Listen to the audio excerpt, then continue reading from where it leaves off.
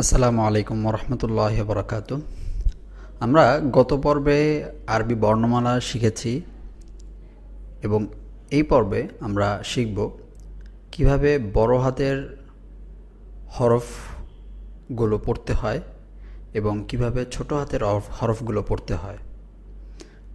যদি আপনি এই জিনিসটা আয়ত্ত না করতে পারেন তাহলে কোরআন শরীফ পড়ার ক্ষেত্রে যখন ছোট হাতের অক্ষরগুলো আপনার সামনে আসবে তখন আপনি পড়তে পারবেন না অথবা চিনতে পারবেন না। সবসময় বড় হাতের অক্ষর আসবে না, বেশিরভাগ সময় ছোট হাতের অক্ষর আসবে। সেজন্য আমি যারা এই ভিডিওটি দেখবেন অবশ্যই তাদেরকে অনুরোধ করব তারা যেন অবশ্যই ছোট হাতের অক্ষরগুলো খুব ভালোভাবে মেমোরাইজ করেন। তো আমরা শুরু করছি, আমার সাথে সাথে আপনিও পড়বেন। বা বা বা এটা হচ্ছে বড় হাতের অক্ষর, এটা হচ্ছে ছোট হাতের অক্ষর।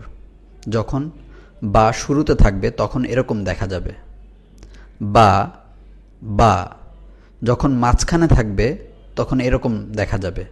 অর্থাৎ একটা হরফ শুরুতে আছে, একটা হরফ শেষে আছে, মাঝখানে থাকবে বা, তখন এরকম দেখা যাবে বাকে। শুরুতে থাকলে বাকে এরকম দেখা যাবে বা বা, আর মাঝখানে থাকলে বাকে এরকম দেখা যাবে। তারপর হচ্ছে তা তা তা তা, এটা হচ্ছে বড় হাতের অক্ষর। আমি সুবিধার্থে বড় হাতের এবং ছোট হাতের অক্ষর বলছি। তা তা, এরকম দাঁতের উপরে দুটি নোক্তা থাকলে বুঝবেন তা। এটা শুরুতে থাকলে এরকম তা, মাঝখানে থাকলে তা এরকম তা তা। সা সা সা, যখন সা শুরুতে থাকবে কোনো হরফের অথবা বাক্যের শুরুতে থাকবে তখন এরকম দেখা যাবে, এরকম একটা দাঁত, উপরে তিনটা নোক্তা ফোঁটা। সা সা সা, মাঝখানে থাকলে সা এরকম দেখা যাবে সা সা সা। অর্থাৎ তিনোটা কিন্তু একই রকম দেখতে হবে। যখন শুরুতে আসবে তখন আপনাকে ফোঁটা দিয়ে চিহ্নিত করতে হবে ওটা তা না সা না বা। যদি নিচে থাকে, এই দাঁতের নিচে থাকে তাহলে ওটা বা, দাঁতের উপরে যদি থাকে দুইটি ফোঁটা থাকে, দুইটি নোক্তা থাকে তা, ওটা তা হবে। আর যদি দাঁতের উপরে তিনটি নোক্তা থাকে তাহলে হবে সা।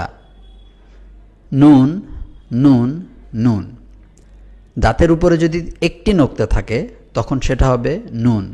এটা শুরুর সময় আর এটা মাঝখানের সময়।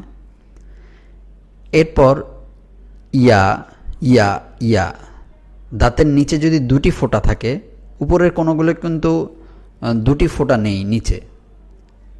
সো আপনি খুব ভালোভাবেই ধরতে পারবেন দাঁতের নিচে দুটি ফোঁটা নোক্তা ইয়া ইয়া, মাঝখানে থাকলে এরকম দেখাবে, শুরুতে থাকলে এরকম দেখাবে। এরপর হচ্ছে জিম জিম জিম, জিমের প্যাটার্ন একদমই আলাদা।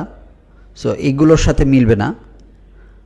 জিম এটার সাথে এটা মিলে যাচ্ছে এবং এটার সাথে এটা মিলছে না। সো এটা আপনাকে আলাদাভাবে মেমোরাইজ করতে হবে, বারবার হরফ পড়তে হবে এবং দেখতে হবে, দেখে দেখে মুখস্থ করতে হবে। বারবার মুখস্থ করতে বলছি না আমি, বারবার পড়তে বলছি। বারবার পড়ার মাধ্যমে আপনার মুখস্থ হয়ে যাবে। আমরা যে কোনো জিনিস বারবার দেখার মাধ্যমেই এটা আমাদের স্মরণে থাকে। জিম জিম জিম জিম জিম। হা হা হা, এই নিচের শেষের যে টানটা সেটা এখানে নেই। হা হা হা, জিম হা খ একই রকম দেখতে। জিম হা খ, এই ছোট হাতেরগুলো একই রকম দেখতে। জিম হা খ। এরপর দেখেন খ খ খ খ খ খ খ, এর মতোই একটু, কিন্তু নিচে থেকে কোনো টান নেই। আর এটা হচ্ছে ঠিক এই দুইটার মতো, জিম হা খ। এরপর হচ্ছে সিন, 3টা দাঁত, এখানেও 3টা দাঁত। এটা শুরুতে থাকলে এরকম দেখা যাবে, প্রথমে 3টা দাঁত, পরবর্তীতে পরের হরফের সাথে মিলিয়ে পড়তে হবে। আর যখন মাঝখানে থাকবে তখন আগেরটার সাথে মিলবে এবং পরেরটার সাথে মিলবে, মাঝখানে এরকম থাকবে সিন, সিন। শিন, শিন, শিন, শিন, শিন, শিন।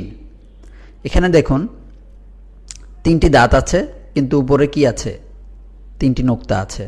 তো আমরা গত ভিডিওতে বলেছি এই হরফটির সাথে আমরা এই হরফটি আমরা মিলিয়ে ফেলি।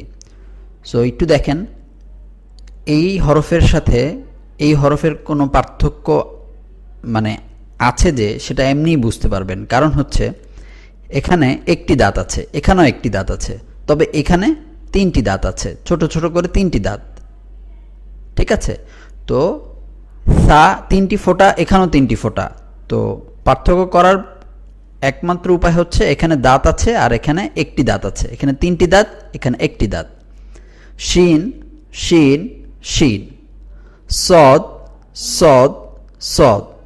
এই ছোট ছোট হরফগুলো কোরআন শরীফে পড়ার সময় আপনি দেখতে পাবেন। এই জন্য আপনাকে আবারও বলছি, অনুরোধ করছি, এই হরফগুলো একটু ভালোভাবে খেয়াল করবেন, যাতে করে পড়ার সময় আপনি ফ্লুয়েন্টলি বলতে পারেন। সদ, সদ, সদ। দদ, দদ, দদ।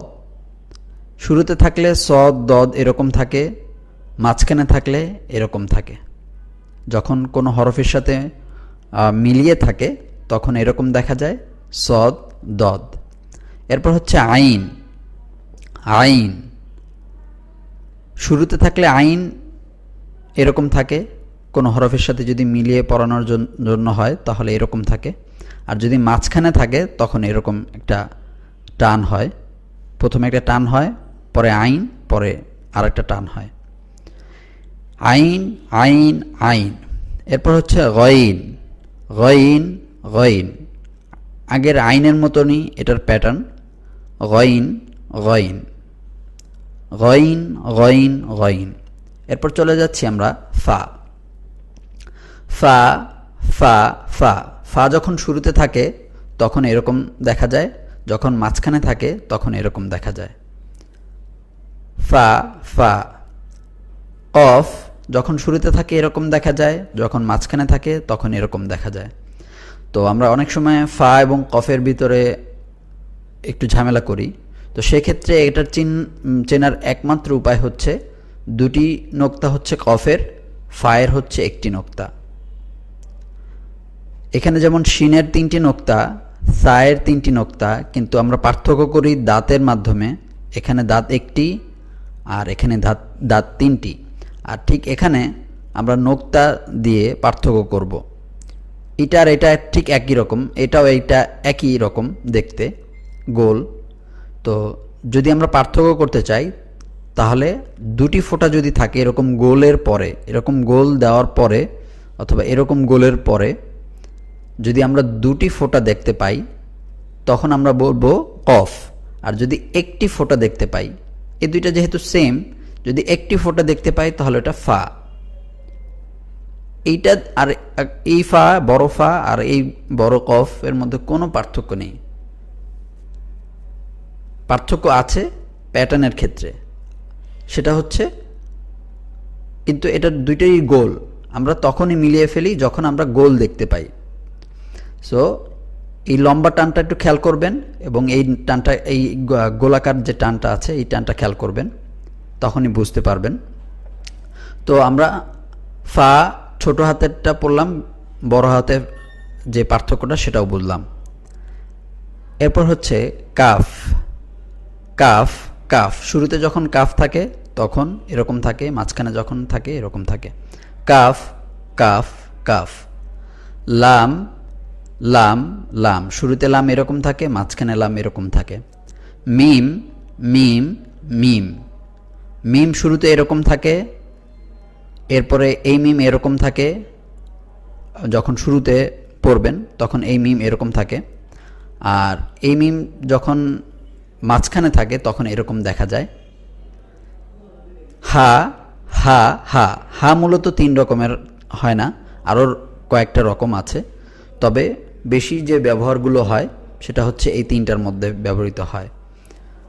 তো হা হা হা, হা হা হা, হা হা হা। তো যত প্রবলেম হয় সব এই হরফগুলোর মধ্যে হয়, এই দুটি হরফের মধ্যে হয়, আর এই দুটি হরফের মধ্যে হয়। তো আমি এই কয়েকটি হরফ আবার বলছি। এখানে যদি এই দাঁতের এই সবগুলো এই লাইনের 1 2 3 4 5 এই 5টি লাইনে একই রকম দেখতে। তো পার্থক্য হচ্ছে এই বা আর ইয়া একই রকম। যখন দেখবেন দুটি নোক্তা তখন বলবেন ইয়া, যখন দাঁতের নিচে দেখবেন একটি নোক্তা তখন বলবেন বা। দাঁতের নিচে যখন একটি নোক্তা দেখবেন তখন বলবেন বা, আর যখন দুটি নোক্তা দেখবেন তখন বলবেন ইয়া। দাঁতের উপরে যদি একটি নোক্তা থাকে তখন বলবেন নুন, যদি দুটি নোক্তা থাকে তখন বলবেন তা, যখন 3টি নোক্তা দেখবেন তখন বলবেন সা, আর যখন 3টি দাঁতের উপর 3টি নোক্তা দেখবেন তখন বলবেন শিন।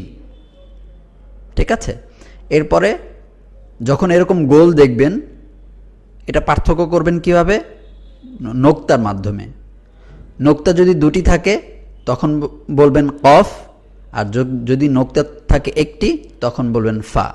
এই ছিল আজকের মূল বিষয়, যেটা হচ্ছে বড় হাতের অক্ষর এবং ছোট হাতের অক্ষর। আসসালামু আলাইকুম ওয়া রাহমাতুল্লাহি ওয়া বারাকাতুহু।